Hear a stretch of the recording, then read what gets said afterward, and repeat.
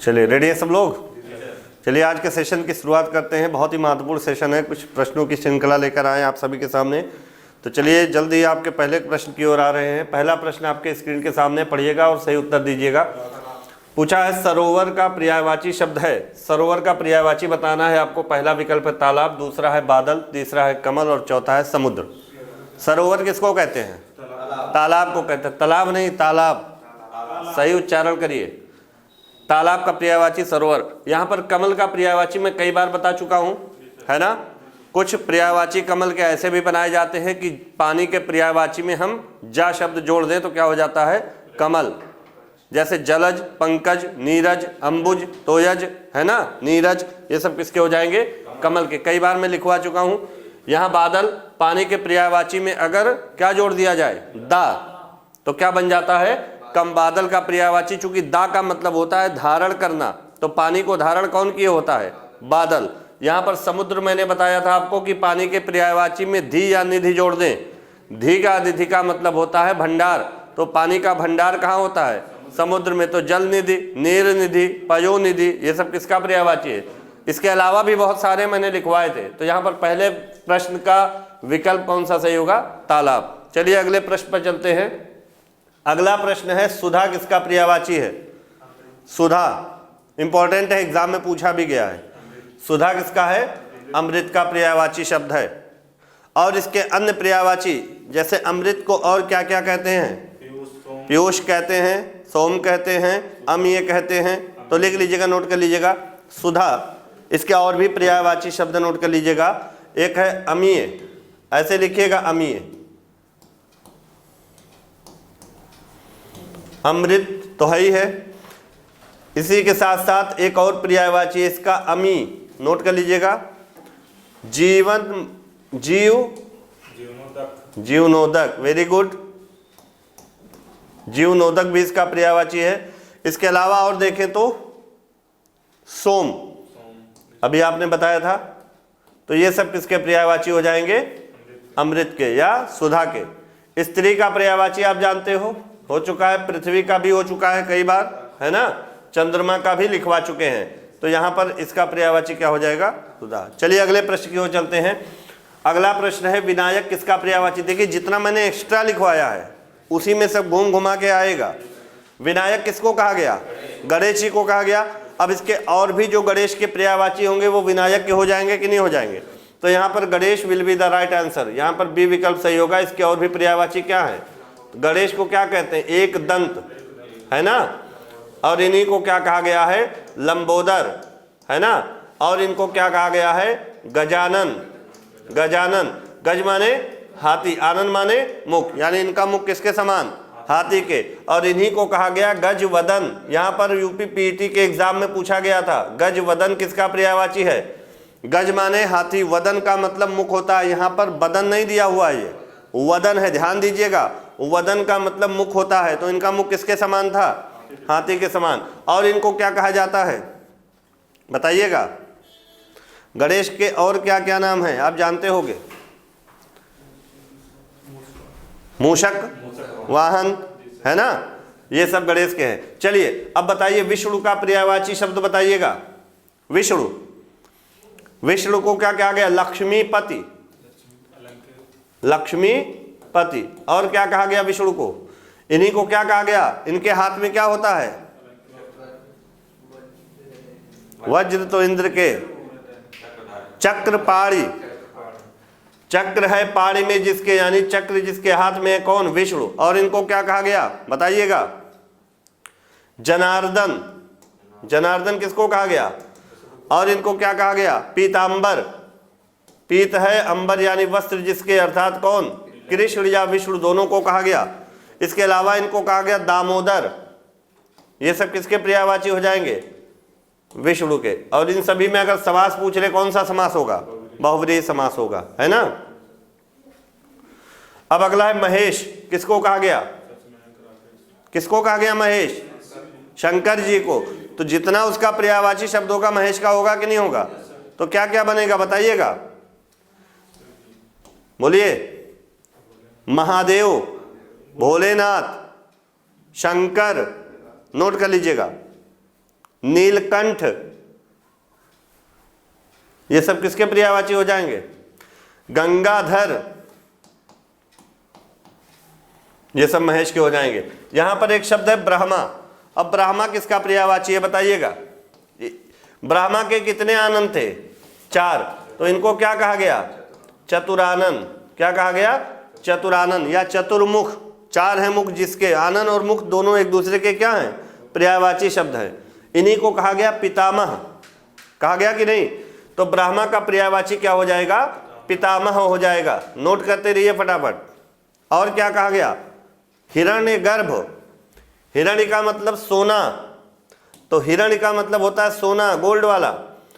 तो गर्भ सोने का है गर्भ, जिसका अर्थात कौन? ब्रह्मा। तो ये सब ब्रह्मा के पर्यायवाची हैं, नोट कर लीजिए। और इन्हीं को कहा गया सदानंद। सत और आनंद 2 शब्द मिलकर बने हैं सदानंद। और भी बहुत सारे पर्यायवाची हैं, तो कुछ महत्वपूर्ण पर्यायवाची में शब्द मैंने आपको नोट करवाए, इसको याद कर लीजिएगा, एग्जाम की दृष्टि से बहुत ही इंपॉर्टेंट हैं सारे। अगले प्रश्न पर चलिए। अगला प्रश्न है कि यहां विलोम शब्द से है, आदर शब्द का विलोम बताइए। सादर होगा या निरादर होगा या अपमान होगा या सम्मान होगा? आदर का विलोम क्या होगा? निरादर होगा। अब यहां पे सादर का विलोम अगर पूछ ले क्या होगा? सादर का। आदर और सादर दोनों एक ही अर्थ है। सादर का भी क्या हो जाएगा? निरादर। ये दोनों एक दूसरे के क्या हैं? समान अर्थ देने वाले हैं, समानार्थी हैं। अब इन दोनों का विलोम क्या हो जाएगा? निरादर। अगर पूछा जाए अपमान का विलोम क्या हो जाएगा? सम्मान। आ जाओ। अपमान का विलोम सम्मान। बैठ जाओ जल्दी बेटा। सम्मान। तो यहां पर अपमान का विलोम क्या हो जाएगा? सम्मान हो जाएगा। चलिए कुछ विलोम शब्द और नोट करते हैं, या अभी और प्रश्न हैं उनको देख लेते हैं, फिर लास्ट में और जो एक्स्ट्रा विलोम शब्द है वो मैं आपको नोट करवा दे रहा हूं। अगला प्रश्न चलिए देखिएगा, विलोम युग्म कौन सा सुमेलित नहीं है? ये जो प्रश्न में नहीं है शब्द दिया होता है, इसको विशेष ध्यान देना होता है, क्योंकि आप जल्दबाजी में सुमेलित है पढ़ लेते हो और गलत कर देते हो। यहां पर दिया गया अंगीकार अस्वीकार, दूसरा है उधम उत्तम, तीसरा है अकाम सकाम, चौथा है औन्नत उन्नत। बताना क्या है कि कौन सा विलोम युग्म सही नहीं है। यानी 3 विकल्प ऐसे हैं जो विलोम शब्द के युग्म में लिखे हुए हैं और एक ऐसा है जिसमें विलोम युग्म नहीं है। बताइएगा। बी, अधम का उधम का उत्तम, ये गलत है। बोलिए क्या सही होगा? यहां पर क्या दिया है? अंगीकार। और अंगीकार का क्या है? पर्यायवाची है स्वीकार। अंगीकार करना है स्वीकार करना, तो ये क्या हो जाएगा? गलत है। यानी यही विकल्प क्या है? सही है ना? यहाँ पे अधम है, अधम नोट कर लो। अधम माने नीच, उत्तम माने श्रेष्ठ, तो ये विलोम हो गया। यहाँ पर अकाम सकाम, बिना काम का काम के साथ हो गया। औन्नत का मतलब नीचे, जैसे पदोन्नत होता है तो पद डिमोशन जिसको कहते हो, उन्नत का मतलब उन्नत करना, तरक्की करना, तो ये दोनों सही हैं। तो यहाँ पर पहला विकल्प क्या होगा? सही होगा, है ना? चलिए अगला प्रश्न है, उत्थान रेखांकित शब्द को विलोम बताइए। उत्थान है शब्द, उत्थान का विलोम बताना है आपको। क्या होगा? पतन होगा। Very good. किसी चीज का उत्थान होता है यानी बढ़ता है, और पतन होता है यानी घटता है, नीचे की ओर आता है, तो उत्थान का विलोम क्या होगा? पतन हो जाएगा। अब चलिए और भी कुछ शब्द हैं, जैसे एक है शब्द यहाँ पर विकर्षण। चलिए बताइएगा, विकर्षण का विलोम नोट करो। तो विकर्षण का अगर विलोम पूछा जाए तो क्या हो जाएगा? आकर्षण हो जाएगा, है ना? आदर्श का विलोम अनादर्श हो जाएगा, अनादर्श हो जाएगा, है ना? चलिए प्रगति का विलोम, प्रगति तो जानते ही होंगे, पीछे और भी विकल्प है ना, चारों 4 पे हो गए हैं। हाँ इनके हो गए हैं। चलिए और भी नोट कर लीजिएगा। प्रगति, नहीं, विनीत तो उसका विलोम अर्थ दे रहा है, लेकिन अर्थ नहीं होगा इसका, मतलब एग्जैक्ट मीनिंग नहीं होगी। प्रगति का मतलब क्या होता है? तरक्की, उन्नति। उसका विलोम क्या हो जाएगा? ये जो प्रगति है शब्द, ये उन्नति का क्या है? समानार्थी शब्द है। कोई कार्य प्रगति पर है और कोई कार्य रुकावट हो सकता है ना? तो यहां पर जैसे शब्द देगा उसी के हिसाब से उसका हम विलोम शब्द चुनेंगे। अगला शब्द है, यहां पर देखिए मुहावरे से संबंधित है। यहां पर देखना है मुहावरा लंगोटी में फाग खेलना। इस मुहावरे का अर्थ बताना है। लंगोटी में फाग खेलना, बताइए, लड़ने को तैयार रहना, या काम खराब कर देना, या दरिद्रता में आनंद लूटना, या दुख सहते जाना। बताइए। लंगोटी में फाग खेलने का मतलब है कि दरिद्रता में भी, लंगोटी में यानी कपड़े नहीं, एक हिसाब से अगर सेंस से निकाला जाए कि केवल लंगोटी यानी कपड़ा नहीं, यानी दरिद्रता है, उसमें भी फाग खेलना यानी आनंद उठाना, तो क्या हो जाएगा? दरिद्रता में आनंद लूटना हो जाएगा। लड़ने को तैयार रहना नहीं होता है लंगोटी में फाग खेलना।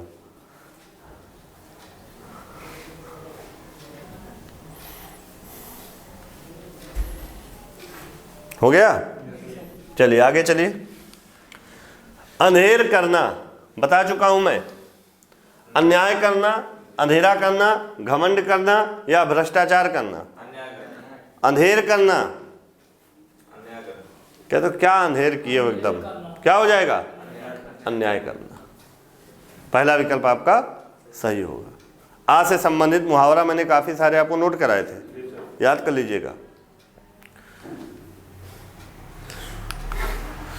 यहां पर देखिए, पट्टी पढ़ाना, संबंध खत्म करना, सहारा लेना, या व्यर्थ बदनाम करना, या बुरी सलाह देना। क्या होगा? बुरी। कहते ना मैंने उसको पट्टी पढ़ाया यानी गलत तरीका, गलत सलाह दिया। कहते ना मुझे पट्टी मत पढ़ाओ। या अगर कोई गलत बात आपको बताता है या सलाह देता है तो बोला जाता है ना कि हमको पट्टी मत पढ़ाओ, यानी बुरी सलाह देना हो जाएगा। और भी कुछ मुहावरे हैं जो नोट कर लीजिएगा। एक है मुहावरा बहुत ही महत्वपूर्ण, ले नोट करिएगा। अंदर अंदर कड़ाही में गुड़ पकना। अंदर अंदर कड़ाही में गुड़ पकना, इसका अर्थ बताना है आपको। कहते नहीं अंदर अंदर खिचड़ी पक रही है या अंदर अंदर कड़ाही में गुड़ पक रहा है, बात वही है दोनों। तो इसका मतलब गुप्त रूप से मंत्रणा होना। कोई व्यक्ति, अगर दो चार व्यक्ति इकट्ठा होकर गुप्त तरीके से मंत्रणा करते हैं तो उसी को मुहावरे में क्या व्यक्त किया जाता है? अंदर अंदर कड़ाही में गुड़ पकना। तो यहां पर इसका अर्थ क्या हो जाएगा? गुप्त मंत्रणा। मंत्रणा सही से लिखिएगा, करना, ये हो जाएगा। और लिख लीजिएगा अंजर पंजर ढीला करना। अंजर पंजर ढीला करना, ये आप दैनिक जीवन में बोलचाल में प्रयोग किए होंगे। मतलब क्या होगा इसका? बुरी तरह मारना। जब किसी को बुरी तरह मारा जाता है तो बोलते हैं मैंने उसको इतना मारा कि उसके अंजर पंजर क्या हो गए? ढीला हो गया। तो बुरी तरह मारना होगा कि नहीं होगा? और नोट कर लीजिए एक, अंग से अंग चुराना। अंग से अंग चुराना, इसका अर्थ क्या होगा? अंग से अंग चुराने का मतलब होता है कि शर्माना। शर्माना, शर्मिंदा और शर्माना दोनों में अंतर है बेटा। शर्माना लजाना होता है, शर्मिंदा किसी बात को लेकर जब आप क्या करते हो? लज्जित हो जाते हो तो कहते हो शर्मिंदा हो गया। तो यहाँ पे शर्माना होगा, शर्मिंदा नहीं होगा। अगला लिख लीजिएगा अड़ियल टट्टू। अड़ियल टट्टू मतलब क्या होगा? अड़ियल टट्टू का मतलब होता है रुक रुक कर काम करना। नोट कर लो, रुक रुक कर काम करना। एक और बहुत ही इंपॉर्टेंट है, एग्जाम में पूछा गया है, अंडे का शहजादा। ये सारे जो मैं लिखवा रहा हूं ये मुहावरे पूछे गए हैं, लोकोक्ति और मुहावरे से संबंधित प्रश्न आएगा। तो अंडे का शहजादा ये लोकोक्ति है, चलिए बताइएगा। कहते नहीं हो कि अभी तुम अंडे के शहजादे हो, तुमको कुछ ज्ञान नहीं है, यानी अनुभवहीन होना। क्या होगा? अनुभवी नहीं, अनुभवहीन। यानी कि अगर अनुभव नहीं होता है तो बोला जाता है अभी वह अंडे का क्या है? शहजादा है, यानी उसके पास अनुभव की अभी कमी है। तो अनुभवहीन होता है अंडे का शहजादा, इसका अर्थ समझ में आई बात? तो मुहावरे से संबंधित जो बातें थी मैंने आपको बताई, और भी बहुत सारे मुहावरे जितने भी मैंने आपको एग्जाम की दृष्टि से इंपॉर्टेंट थे वो नोट करवा दिए हैं। तो पढ़ते रहिएगा सारी चीज़ों को, जितना लिखवा दिए इतना ही पढ़ लोगे तो कल्याण हो जाएगा, है ना। चलिए यहां से भी एक प्रश्न आना है, 3 से 4 प्रश्न आएगा वाक्य शुद्धि और वर्तनी से आपके एग्जाम में। तो ये बहुत ही महत्वपूर्ण टॉपिक है, आपको सही से पढ़ना होगा। सुषमा कौन सा विकल्प सही है? डी वाला ना, सुषमा। ये जो बना है किससे बना है? सु प्लस समा। समा में कौन सा सा होगा? दंत सा होगा, है ना ये। अब यहां पर वर्तनी अगर देखेंगे तो संधि जब हुई है तो इसमें ये वाला शा किसमें बदल गया है? मूर्धन्य शा में। नियम है कि अगर दंत सा के पहले ई अथवा उ स्वर आ जाए, कौन सा? ई अथवा उ स्वर आ जाए, दंत सा के पहले नियम है, तो ये जो दंत सा होता है ये किस में बदल जाता है? मूर्धन्य शा में बदल जाता है। तो यहाँ पर देखिए दंत सा के पहले क्या आया है? यहाँ उ आया है। तो जब जुड़ेगा तो ये जो सा है ये किस में बदलेगा? मूर्धन्य शा में। तो क्या बन जाएगा? सुषमा। ऐसे ही एक शब्द है V plus sum, V plus sum. अब यहाँ पे दंत सा है, अब दंत सा के पहले क्या आया है? ई स्वर आया है। तो यहाँ पर जब जुड़ेगा तो दंत सा किस में बदल जाएगा? मूर्धन्य शा में बदल जाएगा। तो जब मूर्धन्य शा में बदलेगा तो विषम में कौन सा शा आएगा? मूर्धन्य शा आएगा। ऐसे एक शब्द है वी प्लस साद, यहां पर भी वही नियम पालो होगा कि नहीं होगा? यहां पर ई आया है, इसके बाद मूर्धन्य शा, मूर्धन्य शा के पहले ई आया है तो मूर्धन्य सॉरी दंत सा, दंत सा के पहले ई आया है तो दंत सा मूर्धन्य शा में बदल जाएगा। तो शब्द क्या बनेगा? विषाद। ऐसे सु प्लस स्मिता, सुष्मिता हो जाएगा। क्लियर है? तो यहां पर चौथा विकल्प आपका सही हो जाएगा। अगले प्रश्न पर चले। निम्नलिखित में से शुद्ध वर्तनी वाला शब्द कौन सा है? यहां पर दिया गया तिरस्कार शब्द की वर्तनी बताना है। आप बताइएगा सी होगा या डी होगा या ए होगा या बी होगा? कौन सा होगा? सी। कंफ्यूजन हो रहा है ना सी और डी में? हो रहा है कि नहीं हो रहा है? और ये कंफ्यूजन क्यों हो रहा है? क्योंकि आपने अभ्यास नहीं किया है। तो तिरस्कार में जानिएगा कि दंत सा होता है, मूर्धन्य शा नहीं होगा। तो ये आपका सही है। किसमें है? सी में है। तो C will be the right answer. Clear? ज्यादा दिमाग लगाओगे तो ये वाला लगा दोगे, नहीं अगर ज्यादा दिमाग लगाओगे तो ये वाला। अगर कंफर्म है तब तो कोई दिक्कत नहीं। चलिए कोई बात नहीं, वेरी गुड। अगले प्रश्न पर चलते हैं। बात नहीं दिए गए वाक्य का। अच्छा चलिए अब यहां पर वर्तनी से संबंधित कुछ और शब्द लिख लीजिए, तब अगले प्रश्न पर चलते हैं हम। सुषमा हो गया, तिरस्कार हो गया। एक शब्द है हर्षित। हर्षित में कौन सा शा होगा? मूर्धन्य शा। और जो रा होता है वो आधा होता है, और आधा रा कहाँ होता है? ऊपर की ओर होता है। तो यहाँ पर हर्षित का शब्द का वर्तनी अगर देखें तो इस तरह से हो जाएगा कि नहीं हो जाएगा? बोलिए। चलिए आप बोलते हो 36, 46, है ना संख्या। अगर इसको लिखने को कह दिया जाए, पूछा भी जाता है, पूछा भी गया है, अगर 36 पूछे तो आप कैसे लिखोगे? ऐसे नहीं लिखना है वर्तनी में। बहुत लोग छत्तीसगढ़ ऐसे लिख देते हैं शॉर्ट फॉर्म में, जीएस वीएस में, तो जीएस में चल जाएगा। लेकिन अगर 36 की वर्तनी पूछनी हो तो 36 है या 36 है? 36 है। बड़ी की मात्रा, दीर्घ की मात्रा है, तो आप कैसे लिखोगे? ध्यान दीजिएगा, कभी गलत मत करिएगा। इस तरह से होगी इसकी वर्तनी 36, नोट कर लीजिएगा। और अगर 46 पूछे तो 46 में 46 नहीं होता बेटा, ला पर दीर्घ ई की मात्रा इसमें भी होगी तो 46 होता है, नोट कर लीजिएगा। और अगर पूछे 96, 96 कहते हो ना आप लोग, लेकिन 96 होता है। यहां पर ध्यान दीजिए 96, इस तरह से यहां ई की मात्रा लगी है। वे बाना लगाइएगा, वाह है। एक शब्द है अंतश्चेतना, क्या है? अंतश्चेतना, और इसकी भी वर्तनी पूछी गई है। कैसे लिखेंगे आप? कौन सा शाह होगा? तालव्य शाह आधा होगा बीच में, यही आपको ध्यान देना होगा। कोई दंत सा कोई मूर्धन्य शाह लगा देता है तो गलत हो जाता है। क्लियर है? और एक शब्द बहुत ही पुराना ट्रेडिशनल वर्ड है, कई बार एग्जाम में पूछा गया, श्रृंगार। कई बार पूछा गया है तो अक्सर करके हम लोग गलती करते हैं, ये श्रा लिख देते हैं और इसके नीचे री की मात्रा लगा देते हैं, ऊपर अनुस्वार लगा देते हैं और इस तरह से लिख देते हैं, जो कि सरासर क्या है? अशुद्ध है। अगर ध्यान दिया जाए तो यहाँ पर री की मात्रा लगेगी, रा का प्रयोग नहीं होगा। इस तरह से लिखा जाए तो ये श्रृंगार क्या है? सही है। और कभी कभी एग्जामिनर क्या करता है, आपके माइंड को चेक करने के लिए ऐसे लिख देता है श्रृंगार, और आप कहते हो गलत है, जबकि ये भी क्या है? सही है। तो दोनों ही सही हैं, ऐसे भी लिखा जा सकता है। मिला है, देखिएगा, पढ़िएगा, मिलेगा, है ना? तो श्रृंगार दोनों में से कोई एक विकल्प में आएगा, मैक्सिमम यही पूछा जाता है।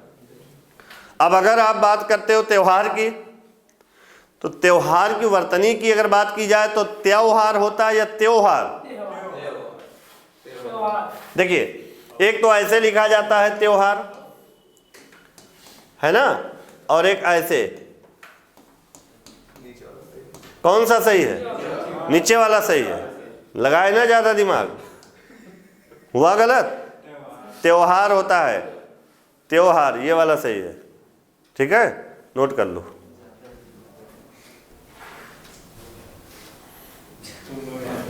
भगवान जितना बुद्धि दिए हैं उतने बुद्धि लगाओ,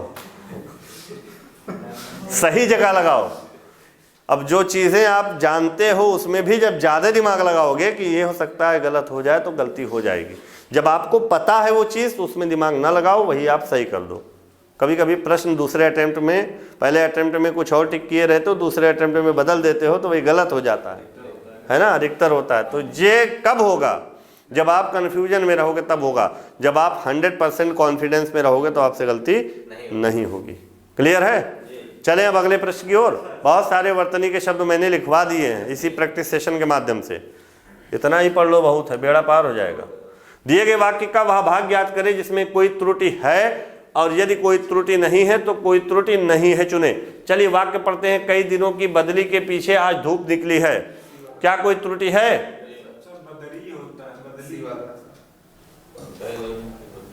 बदरी क्या होता है?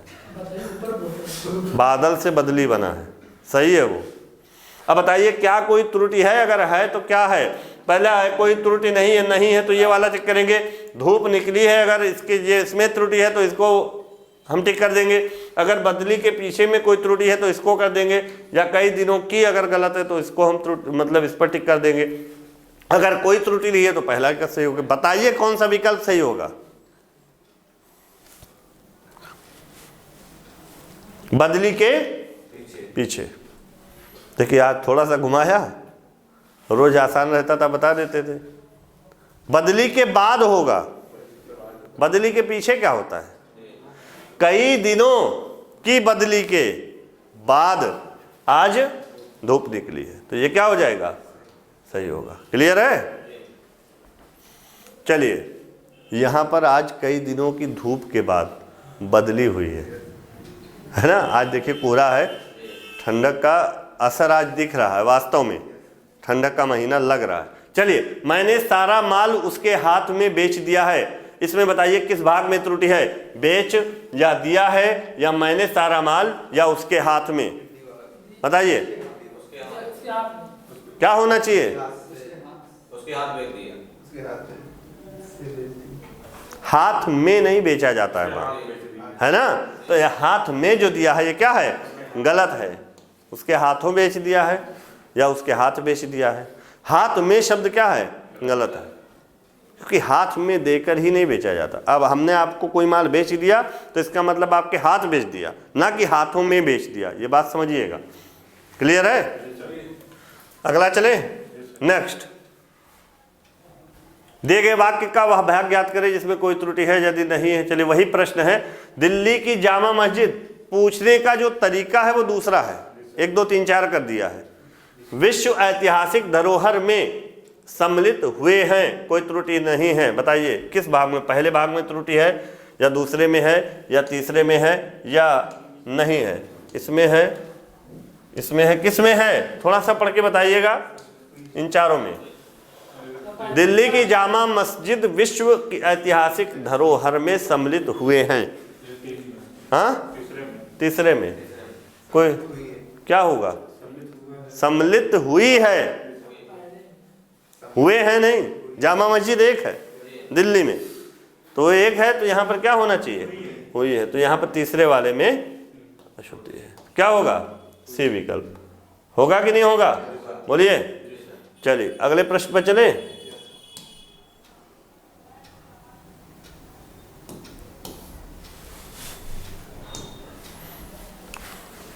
रिक्त स्थान को भरने के लिए सबसे उपयुक्त शब्द का चयन करें। पेड़ पर चिड़िया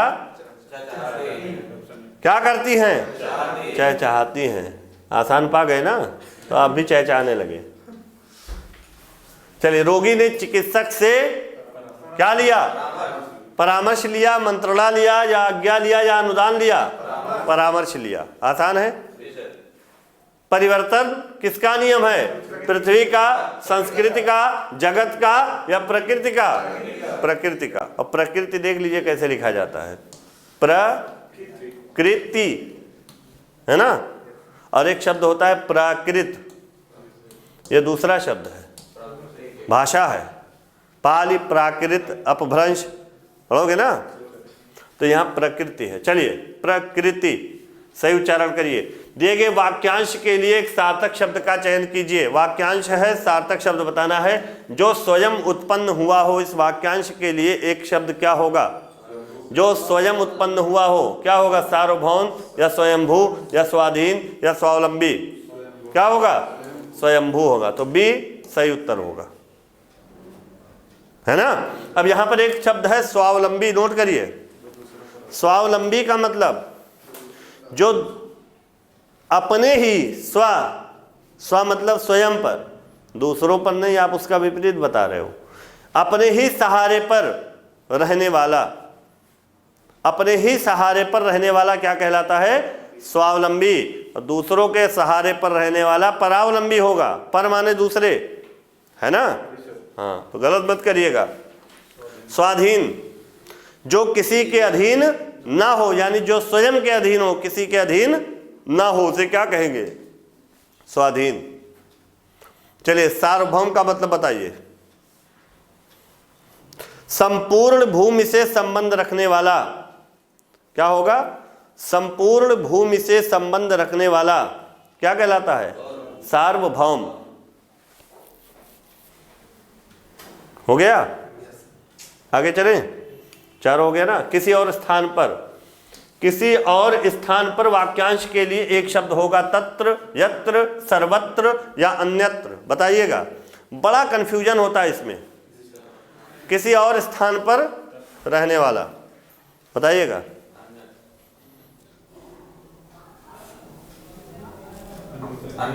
सर्वत्र का मतलब सब जगह रहने वाला, अन्यत्र का मतलब किसी और स्थान पर रहने वाला। नोट कर लो।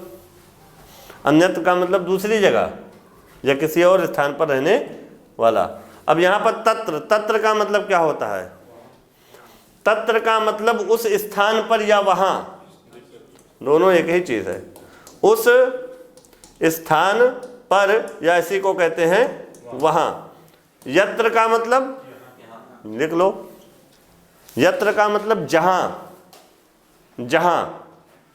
और सर्वत्र का मतलब सभी जगह। अन्यत्र का मतलब दूसरी जगह या किसी और स्थान पर रहने वाला। क्लियर? अगला प्रश्न, दिए गए वाक्यांश के लिए एक शब्द लिखिए।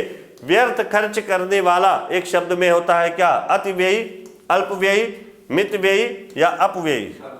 क्या होगा? अपव्ययी। व्यर्थ खर्च करने वाला मतलब फिजूल खर्च करने वाला अपव्ययी कहलाता है। अति व्ययी का मतलब भी वही होता है, अधिक खर्च करने वाला। अल्प व्ययी का मतलब क्या होता है? कम खर्च करने वाला, क्योंकि अल्प का मतलब क्या होता है? कम। मित व्ययी मतलब कि होता है कम खर्च करने वाला, तो इन दोनों का अर्थ वही होगा, लेकिन एग्जैक्ट जो शब्द होगा व्यर्थ खर्च करने वाला वो क्या होगा? अपव्ययी। हो गया? अगला प्रश्न ले। अब यहां पे अल्पव्ययी का उल्टा क्या हो जाएगा? अपव्ययी। अतिव्ययी का उल्टा मितव्ययी। कविता रचने वाली स्त्री क्या कहलाती है? कौन सा सही होगा? कवित्री कौन सा सही होगा? बी की डी? बी। तो कवित्री काहे बोल रहे हो? सही बोलो ना, कवयित्री। क्या है? कवयित्री। सही पढ़ोगे तभी सही होगा, कई बार पूछा गया वर्तनी में, है ना। चलिए आगे चलें। विदुषी किसको कहते हैं? कोई महिला के लिए विद्वान की जगह किस शब्द का प्रयोग होता है? विदुषी। विद्वान का विलोमार्थी शब्द है। अगर पुरुष होगा तो विद्वान, महिला होगी तो विदुषी होगी। लिखवाए हैं बेटा, हमको याद है। दिए गए वाक्यों में रेखांकित खंड को प्रतिस्थापित करने के लिए सबसे उपयुक्त विकल्प का चयन करें। यदि इसे प्रतिस्थापित करने की आवश्यकता नहीं है तो विकल्प किसी बदलाव की आवश्यकता नहीं है का चयन करें। चलिए, भारत के औरों देशों के साथ संबंध अच्छे हैं।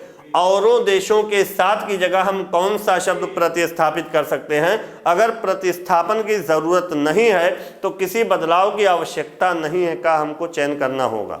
तो भारत के और देशों के साथ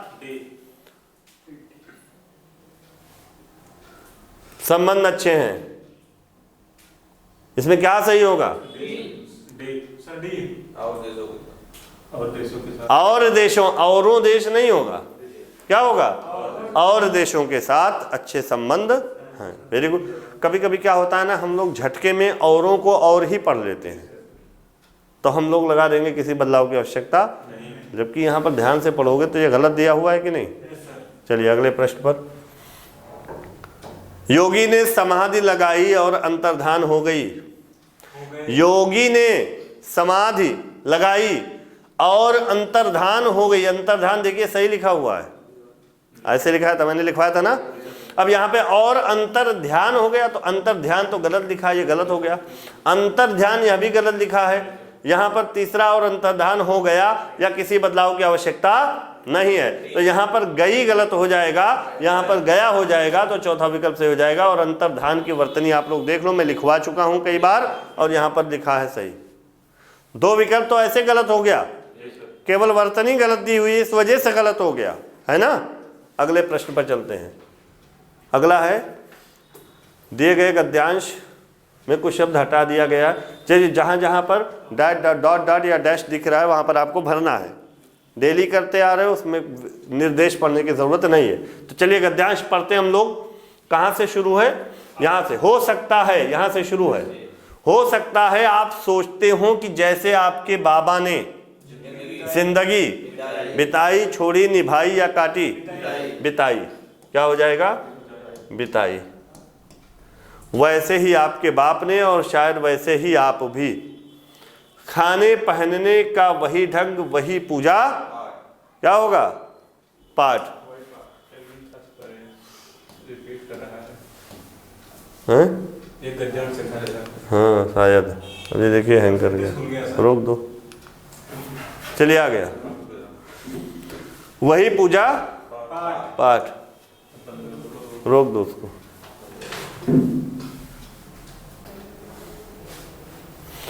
तो यहां पर क्या आया है? बिताई। फिर यहां पर पूजा पाठ, है ना, ये हो गया। वही अपने देवी देवता, वही वही नाते रिश्ते, वही आचार और विचार। यहां पर क्या हो जाएगा? विचार। वही अपने और पराए, कोई बात नहीं। वही उमंगे मन में घुमरती हुई, वही पीड़ाएं। ये था गद्यांश। चलिए एक बार भर दीजिए, फिर से याद हुआ कि नहीं? चलिए बताइए क्या भरे? बिताई। वैसे ही आपके बाप ने, शायद वैसे ही आप भी। खाने पहनने का वही ढंग, वही पूजा पाठ। Very good. वही अपने देवी देवता, वही नाते रिश्ते, वही आचार विचार। तो यहाँ पर क्या हो जाएगा? विचार। वही अपने पराये, वही उमंगे उमरते हो। क्लियर है? तो ये था आज का सेशन। चलिए कुछ और 2-4 हम वाक्य संबंधित त्रुटियां बता दें, है ना, एग्जाम की दृष्टि से जो महत्वपूर्ण। लिखिएगा एक वाक्य, आप पहचानिएगा इसमें किस भाग में त्रुटि है। मैंने गुरु जी का दर्शन किया। मैंने गुरु जी का दर्शन किया। सही है वाक्य? अगर गलत है तो क्या गलत है? चलिए मैं यहां पर लिख देता हूं, मैंने गुरु जी का दर्शन किया। चलिए बताइए अगर गलती है तो क्या है? हाँ, क्या है? मैंने गलत है क्या? आपको मैंने लिखाया था कि कुछ शब्द ऐसे होते हैं जो सदैव बहुवचन में होते हैं। दर्शन, प्राण, आंसू, ओठ, अक्षत, हस्ताक्षर, ये सब किस में आएंगे? बहुवचन में। तो दर्शन किए, किया नहीं होगा, तो यहां पर क्या होना चाहिए? किए होना चाहिए। तो ये सही हो जाएगा। पढ़ते नहीं हो लग रहा है? एक और लिखिए, पुलिस को देखकर चोर दुम दबाकर चला गया। पुलिस को देखकर चोर दुम दबाकर चला गया। क्या दबाकर? दुम दबाकर। क्या ये वाक्य सही है? अगर नहीं सही है तो क्या सही होगा ये भी आपको बताना है। हाँ, दुम दबाकर भाग गया, दुम दबाकर चला गया, ये क्या है? गलत है। यहां पर क्या होना चाहिए? भाग गया। नोट कर लीजिए। प्रधानमंत्री ने देश का धुआंधार दौरा किया। एक वाक्य लिखिए, प्रधानमंत्री ने देश का धुआंधार दौरा किया। धुआंधार देख लीजिए कैसे लिखा जाएगा, बताइएगा। क्या इसमें कोई त्रुटि है?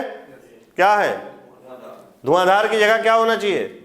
तूफानी दौरा। धुआंधार शब्द का प्रयोग सही नहीं है, तो कैसे दौरा होगा? तूफानी दौरा होगा। क्लियर है?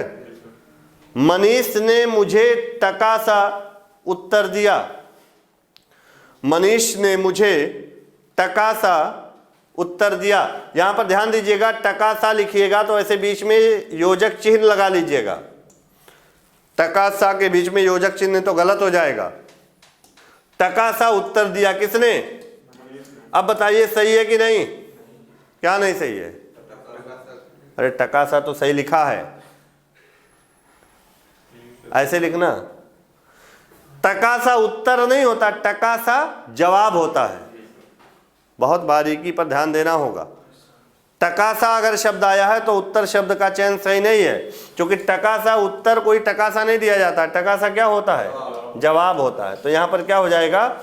जवाब दिया। ऐसे आएगा एग्जाम में, नहीं ना रही। अगला लिखो।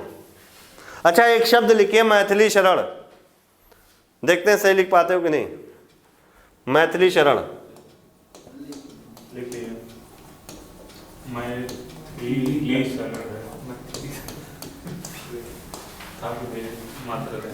लिखे हो सही है? से ये गलत है, यहां पर मैथिली होगा।